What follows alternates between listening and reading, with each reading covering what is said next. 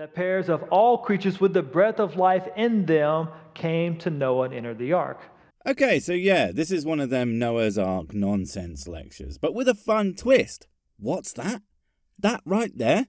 Ooh, it's dinosaurs. And as we all know, if you add dinosaurs to anything, it makes it 1000% more awesome. Works with anything, really. I mean, of all the types of museums, the dinosaur ones are actually pretty cool, even better if they're real.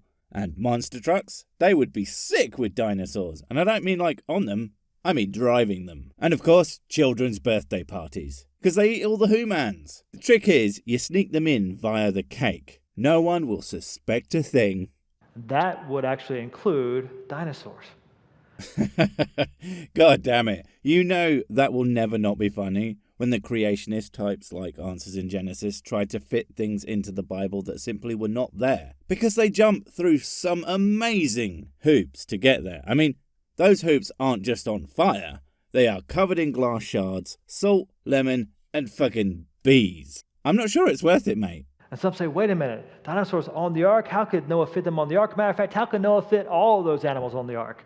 Oh my god, that's a really good point. I hadn't thought of it like that. I guess it must be a bullshit story. Oh well, to be fair, a myth, but most certainly not something to be taken literally. And maybe the rest of the Bible is that too. Oh my god, guys, I think the Bible might just be made up. We should tell someone. So let me answer the bigger question. We'll talk about dinosaurs in the midst of that answer. When someone asks you that question, there are two main questions we should push back with. You really shouldn't answer questions with questions. You should answer them with, answers. Now, to be fair, sometimes you need to establish what someone means. But in this case, I think it's pretty freaking clear what they're asking and what you should do in order to answer that. That is, show how big the ark was, and whether that could support as many creatures as you are claiming, for as long as they were supposed to be in there. Although, the other bit, there were categorically no dinosaurs on the ark. They had been extinct for about 65 million years, give or take. So it didn't happen, for many reasons. The first question should be this. Why are you so stupid? Dinosaurs couldn't have been on anything man-made of any description. That's just ridiculous. It's like asking which of Beethoven's symphonies did Ringo Starr write. Wrong time period. Not to mention, everyone knows the guy was just a talentless joke. I mean, more like fifth shitphony. Am I right? Wait, who did you think I meant? Someone asks you how to get the animals onto the ark. We should say, first, well, how big was the ark? Oh, I know this one. It was precisely 0 meters tall by 0 meters wide by 0 meters deep, because it wasn't real and didn't f***ing happen. Yeah, I bet that was it. Second question, how many animals did Noah actually take on the ark? Same answer as before, but without the height, depth and width measurements. Unless you're talking about square footage of animals, still 0. Man, I am good at this bibble stoodlay. I get all the answers right all of the time. But then again, I am using this special cheat sheet. Answer those two questions, and this answer really isn't that hard. I mean, we agree on that, so that's good. But I have a funny feeling that it's not going to be quite the answer you were looking for from my perspective. That of doing the big correct. So first, how big was the ark? Do you think it looked more like A or B? A. It's definitely A. Because at least A knows it's a cartoonish representation of a fairy tale. B is like the Hollywood blockbuster version that somehow makes an unrealistic premise seem even more completely ridiculous, with unlimited ammo clips and doing 17 backflips without breaking a sweat or even messing up your hair. It's just silly. Thank you for saying B, all right? Why do so many arks look like this in our children's books, Sunday school curriculums, Bible studies, and so forth? They present Noah's Ark as an overloaded bathtub. Because they are situations with kids? What are you talking about? They do that with literally everything. In fact, if you want to present your ideas as scientifically sound, it would actually be strange if you didn't do that. Because literally, it's the same way we teach ideas in the real science lands, like with the planet. And the moon is right there next to Earth. And then it's like, well, it doesn't work like that because of how gravity functions. It's actually a bit further away. And then we're like, well, it really doesn't work like that. The moon is really far away from the planet. Because as kids gain the ability to reason out more complex ideas, they are introduced to those complexities. Of course, with your thing, it only gets more ridiculous and cartoonish. So maybe you should work backwards. Stands to reason. Giraffes always sticking out the top, right? And I know these pictures are meant to be cute for kids, but kids are so impressionable. I know. There's people out there who go out of their way to brainwash kids into thinking the same things as them. For example, so, in a big loud voice, who should you always trust first, God or the scientist? God, and I want you to remember that. oh no, wait, that's you lot. Yeah, AIG's very own Ken Ham's most famous of horrifying brainwashing seminars. And more than anything that I really hate about this, when he says God, what he actually means is him. I'm pretty sure speaking for God is blasphemy anyway. But what do I care? You guys are the ones going to hell, apparently. You show a kid this picture. Does that tell that kid Noah's Ark and flood, real event or fairy tale? Fairy tale. And we're actually reinforcing a secular idea when we do this, whether we mean to or not. Yep, every time that you say that the Bible is a literal time of things actually happening, you push people further and further away from your ideas, whether you mean to or not, because as soon as any of it fails under proper scrutiny, then it all fails. Now, that's not to say some people won't brush it off, but many don't do that, and that's where they lose the old faith. Now, if you were more, it's stories to help guide us to God, at least then you have way more room for interpretation and not sounding like you believe something stupid. Because, well, you do. No, show them the real ark. It was over 500 feet long and 85 feet wide and 50 feet tall with 3 levels. It's a huge ship, a huge vessel. The Real Ark. Okay, mate, settle down. That's an impressive looking boat, but no. Because one thing, and you'll lot love the old watchmaker argument, if someone can make a thing, that somehow proves God. Well, how many people did it take to build the Ark? 8 people were saved, apparently, so it would be pretty f***ed up if anyone working on it wasn't saved, so we're going to assume it was that. And that all of them worked on it, and it apparently took them 120 years because Noah was magic and lived into hundreds, but look, just roll with it. We are already bending reality into a pretzel at this point. If it took 8 people 120 years to build the Ark and you lot built the Ark Experience, a replica Ark, in 4 years, that means they must have had approximately 250 people working on it, right? Fair enough. So what did you have? Well over 1,000. And these were all professional carpenters, etc., using modern techniques and equipment. Oh dear, oh dear, oh dear. This whole thing is kind of falling apart. Probably like Noah's boat would have with his obviously rushed, shoddy, subpar construction. God, did he even get the proper permits to build? I highly doubt it. The dimensions give you the proportions equal to mostly a modern-day cargo ship with the right balance of strength and comfort stability you would need during a global flood. Capacity equal to roughly 500 railroad stock cars. Wow, that sounds pretty big. I would almost be impressed, until you realise that that is almost certainly nowhere near big enough to hold every species on Earth, and enough food to feed them for months, and enough space for the stored up poop that would then need to be removed by the, what was it again, 8 people? Jesus, they must have been sprinting up and down that ship with buckets of shit all day every day. I think just like a couple of days of that, and I would be chucking myself into the sea for the sweet embrace of death. Although that is where it would have gotten dumped, and large objects do tend to be drawn together in water, so dear non-existo, it doesn't bear thinking about, does it? Like an 8-mile-long train. Huge, huge ship. But was it big enough? How many animals did he take? 7. He took a saber-toothed cat, a woolly mammoth, the dodo, great auk, Tasmanian tiger, a Pyrenean ibex, and a West African black rhinoceros. And that's why they are all still around to this very day. Wait, they're what? Extinct? Oh, for f***'s sake! What was the point of even saving them all? Whole thing's a pissing waste of time. Well, the Bible's clear. He took only land-dwelling, air-breathing animals onto the ark. No fish on the ark. What the f*** did the fish do to God? I mean, I understand that these 6 fish in particular had it coming. But all of them? What if they drowned, God, you heartless bastard? But in all seriousness, they would likely have had a large proportion of all the fish die. I mean, at the very least, all the freshwater fish would have gotten completely f***ed. But also any fish that survived because of their vicinity to land and the water's surface, they'd get f***ed up too. And I'm sure there's shit I'm not even thinking of, but yeah. Good job, God. Plenty of water outside the boat. All right? No whales, no dolphins, no jellyfish on the ark. It's just the plot hole that keeps on giving, isn't it? I mean, obviously, they were like, oh, well, fish don't do boats, so they don't need to be on. But you were wiping out all the evil animals as well as the evil humans, and especially the evil babies. But what about all the evil fish, eh? Fuck, I just figured it out. That's why the ocean is so dangerous. It's just chocked full of demonic sea life, because God was too incompetent to wipe them out. Yet again, good job, God. Christ, you are frickin' useless. Remind me not to have you clean my house. You'd probably burn it down, but somehow leave a perfect shell of filth left over. Also, it makes good sense that he would bring young adults, or God would bring to Noah young adults. We'll get to that here in a minute. What? He's just bringing in people? Were they okay with that?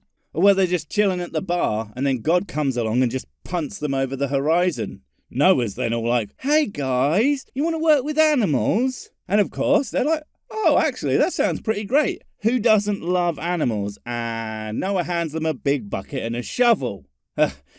Internships really haven't changed, have they?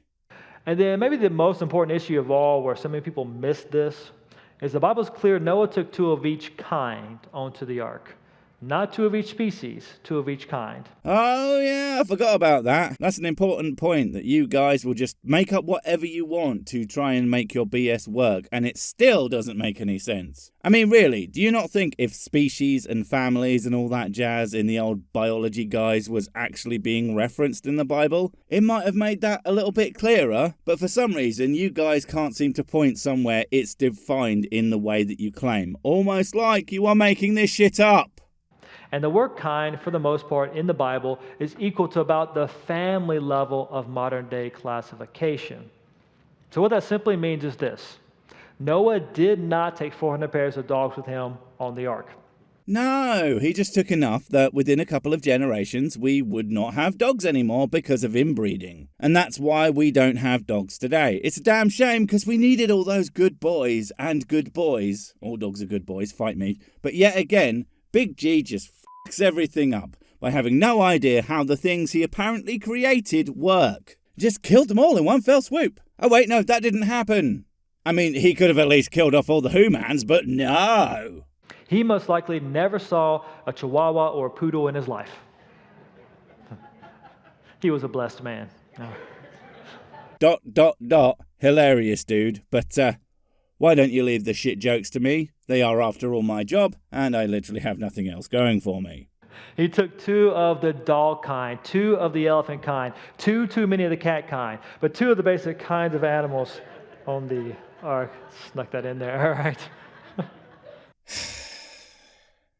And some will say, but hey, aren't there just too many variations of dinosaurs? Aren't there hundreds, even thousands of variations of dinosaurs? Yes, that's a good point, and more importantly, that we know of. What, you think that dinosaurs just stop at the ones that we can find after millions of years? Oh, I'm sorry, 4,000. There will be countless ones that we don't even know of, and all of those, or at least their kinds, will have to have been on the ark too. Not to mention their complete lack of presence in the Bible. Not looking good, man. Maybe don't add more critters that you need to explain away, eh?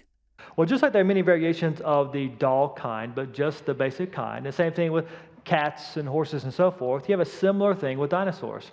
Ah, yes, the variations that we get from evolution that you don't accept, apart from in a way that you think helps your argument. That is to say, there are cats, and cats are cats, but a cat will always be a cat, except it doesn't work like that, and just because you don't want it to, doesn't change that fact. There are many variations of the ceratopsia kind, but just the basic kind. There are many variations of the sauropod kind, but just the basic kind. There are around 60 to at most 80 dinosaur kinds. At most, that's a heck of a definitive statement. And how do you know that? Is it all the science creationists have done? Pfft, not likely. And what about animals from those times that weren't dinosaurs? You know, like mammals and shit? Let me guess. We're just going to ignore them. Yeah, sounds about right. Not that many. And some would say, okay, not that many, but I mean, come on. Really? That leads to a very common misconception. Oh, of course, the misconception that dinosaurs are big. That's obviously not correct in any way, shape, or form. In fact, it's a commonly believed fact that dinosaurs were all the size of guinea pigs. It's just that whenever you see one, it's really, really close to your face. I can understand the confusion. Do you realize that the average size of a dinosaur is equal to that of a bison? Like a really big cow. And actually, some were as small as chickens. And some were f***ing enormous. What's that boat made out of again? What is the load-bearing strength of cedar wood or whatever the hell it's made out of? I can just see it now. A brontosaurus slips on the 3rd floor, falls straight through the boat and kills you all. That's actually the alternate ending to Titanic, don't you know? And the goddamn truth. But they don't want you to know. F***ing they. It's true. If those were still around today, we could have some good old KFD. Oh God, you could just feel the pity in the room. Christ, it's painful, man. And of course, it will taste like what? Chicken. It'd have to. Exactly. You guys know. All right, very good. But as it turns out, we know that all dinosaurs started off small. You say, how do you know all? Well, because they hatched from eggs. Oh God, no. Please don't. Oh Christ, it's the stupidest f***ing argument I've ever heard. Don't you do it, man. This doesn't work out the way you think it will. This makes your whole thing a metric fuck ton worse. Seriously, dude, for your own good, just don't. And the biggest an egg can get is about the size of a football. Because the bigger the egg gets, the thicker the shell's got to be to support its own weight. But the shell can't get too thick because then oxygen can't get through to keep the creature alive. Dude, the Ark wasn't full of eggs. I mean, it wasn't real, but even if it was, it wouldn't have been because, well, you think they might have mentioned that. Hey, get a ton of eggs. But they don't for some reason. Isn't that weird? So max size for an egg is about that big. That means all of your dinosaurs, whether it's the Stegosaurus, the T-Rex, the Brachiosaurus, Titanosaurus, Seismosaurus, whatever, all started off about the size of a football. Look, how in the hell are they going to look after all those eggs and make sure they hatch? Those things don't just spring to life on their own. They tend to have a parent nearby to look after them, or are put in very specific, usually very warm environments, aka the exact opposite of a great big boat in the middle of an empty sea with absolutely no protection from the elements. And now I really want to eat some f***ing eggs, so thanks for that. God damn it. Well, that's really not that weird. We still see the same sort of thing today. Today, when crocodiles and alligators hatch from eggs, you can hold them in your hand. With a pissed off mother crocodile out of frame ready to eat you for f***ing with its kids. That's the other thing. So now you got all these dinos. Great. Are you nursing these countless creatures with just the 8 of you in between shit runs? And that's if they don't require some kind of fresh milk from their parent, because you sure as shit ain't storing that.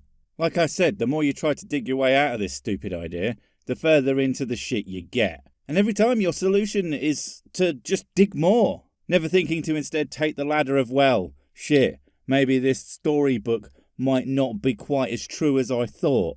But no, if you dig all the way, maybe you'll come out the other side. But you'll still be covered in shit. Give them a few years. If you're not careful, they'll hold you in their belly. Right? And plus, remember, God's bringing the animals to Noah. So I'm pretty sure God has it figured out. You don't have to bring the biggest ones. And dig, dig, dig we go. If God is bringing them, why doesn't God just, I don't know, keep them?